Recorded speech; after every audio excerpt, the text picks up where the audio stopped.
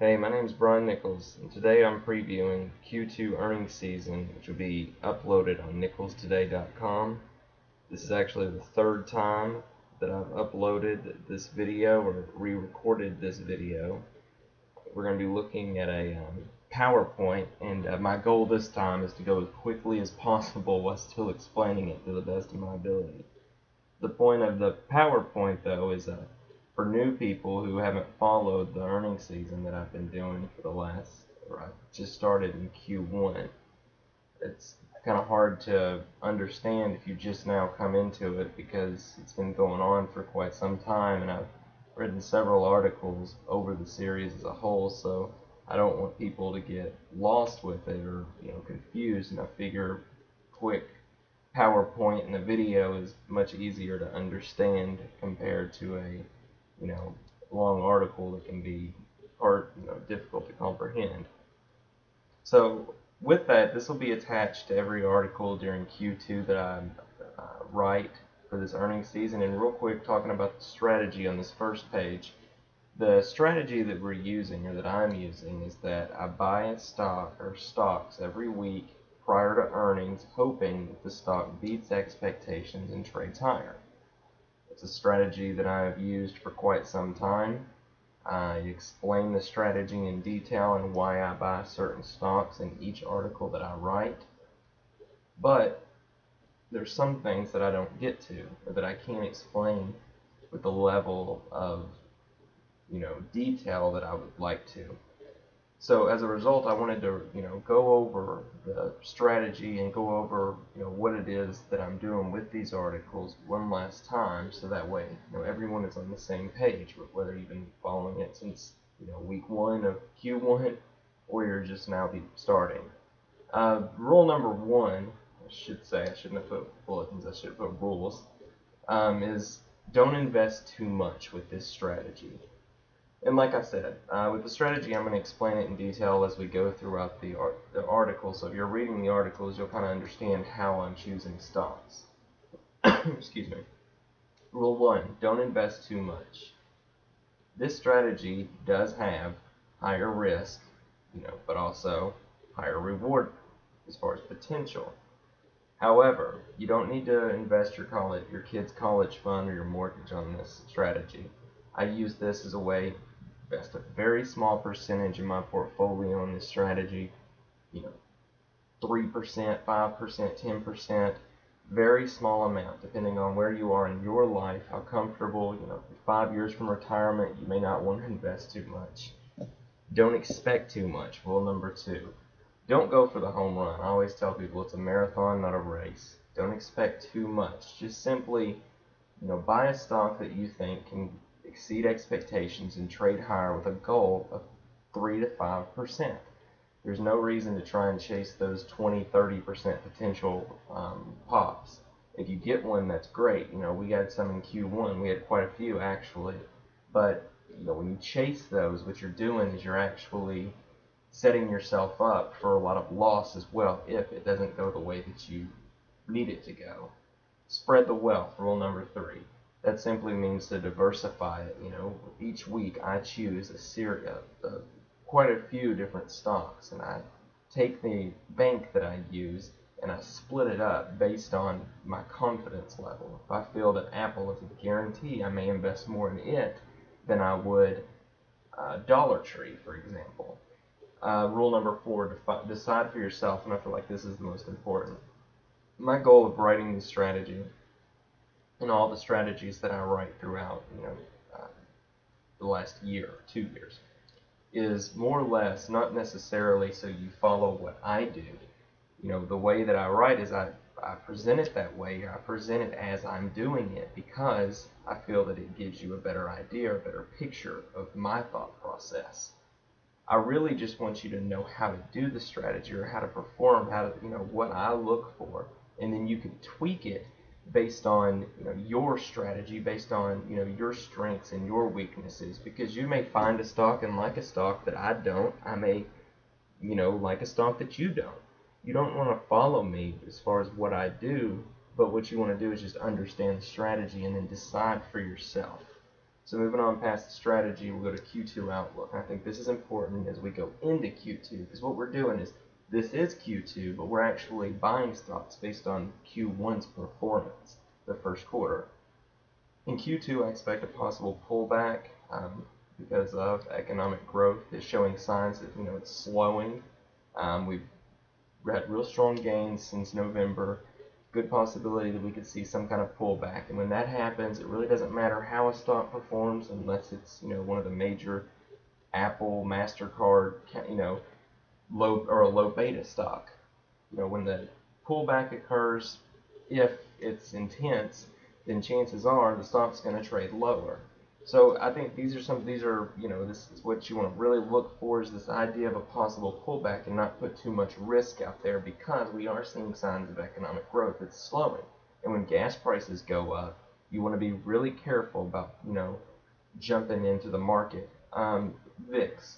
As part of this possible pullback, I'm paying close attention to the VIX. I feel comfortable where it's at right now, under 20, but once it gets over 20 and up to around near 25, I start to get kind of worried, or I start to at least pay attention. I'm not going to overreact at that point, but, when negative news hits, if we get a, revision of GDP that's lower than what we originally expected, or we find, some other negative, Europe is slowing even more, then at that point, if the VIX is high, it could cause a negative reaction, or a more negative reaction, because it is our best indicator of fear in the market. So watch the VIX when you're watching or anticipating a possibility of a pullback. I put biotech underneath VIX because I think that is an industry that could perform well, and I'm going to invest in a lot of biotech for Q2. I like the ASCO meeting. It always produces a lot of market-moving stocks. Which is the oncology. There's a lot of good companies in that this year, good research, some very important phase data, and just so happens a lot of these companies are also announcing earnings, and they have a drug or two that's already approved, so I'll be looking at biotech. Apple will have a huge impact along with other large companies. I think Apple will continue to move the NASDAQ. It's just growing too fast. It's a beast. But, companies such as Caterpillar, IBM, which have a large weight on the Dow Jones, it's slowing down. They're kind of hitting a level of resistance. So we're going to need other stocks to move the market, and that's why I said a possible rally for small and mid-cap stocks. These stocks haven't really moved as much, throughout this rally. It's really been led by the Caterpillar, IBMs, Apples, Bank of America, financial sector. It's really been led by that industry, those sectors of large companies. So I look for possible rally, small and mid-cap stocks, while still keeping my eye on that possible pullback. And that, help, if you're deciding on this strategy, you may want to take a look at the whole picture and see what you're expecting for Q2, because it can decide how you're going to invest. Stocks to buy. This is just for me going forward into this Q2, which I'm buying based on Q1 performance. I'm looking for strong performing industries, and when I say that, I mean I'm looking for companies that perform well, and then similar companies that could perform well for the same reasons. I'll give you an example. Already we've had Dollar General announce earnings, and they had a very strong quarter. So with that being said, I'm also looking at companies such as Dollar Tree, Family Dollar, value type stores that may have a strong result, strong quarter. The reason being, with economic data that's slowing and gas prices that are increasing, us as consumers are seeking more value, or could, and that's why Dollar General may have performed even better than usual. So you want to look for those trends. Think about it this way. Maybe we're seeking more value menus and we're going to McDonald's now, just as an example. Look at the economy like that when you're trying to think of which stocks to buy before earnings. FedEx, let's look at it on the flip side. FedEx announced a bad quarter. Gas prices are high, it affects its bottom line. Think about that when UPS rolls around. Think about that, when other companies, airlines and such. Think about the effect that economic conditions can have on a company during a certain period. Number 2, value, small and mid cap. I've already mentioned that. I'll give you an example. I like companies that are, in that small mid-cap range that are still growing companies that are yet to appreciate, such as Travelzoo. It's a company I like. That particular space, that travel online deals, it's a very large industry. Look at Priceline. Travelzoo is growing very fast, and just last year it was a $100 stock. I like it at this price. It's got better fundamentals.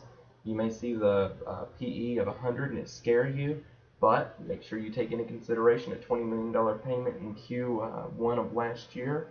It's got a forward ratio of 13, and it is growing fairly quickly, expanding overseas.